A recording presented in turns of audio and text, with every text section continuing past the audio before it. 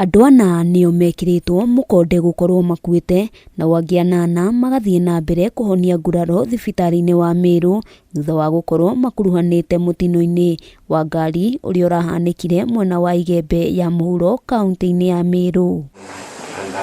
Kuringana na arigitani thibitari-ini uyu, umwe wa acio anana ari wadi-ini ya gutangikira arwaru aria mehirwo, kuria ningi acio angi mathiite na mbere na kwamukira motungata ma urigiti. We have one in our surgical wards, one is a waiting theatre, while the rest are in our trauma ward. 5 of them are admitted in the ward that we are managing them conservatively, meaning that they don't need operation at this point. We are observing them and they are doing quite well. Ukunderu wa wadi cia rume gicigo-ini kia Nambere ni thina ukoretwo kuo, munini wa gavana Isaac Mutuma akiranira ati thirikari ya kaunti iri mihango-ini ya gwaka wadi makiria niguo kunyihia muhatikano. Tunapochuna miraa tutumie magari ambayo yameidhinishwa na vitengo ambavyo ni vya kisheria, NTSA na pia traffic.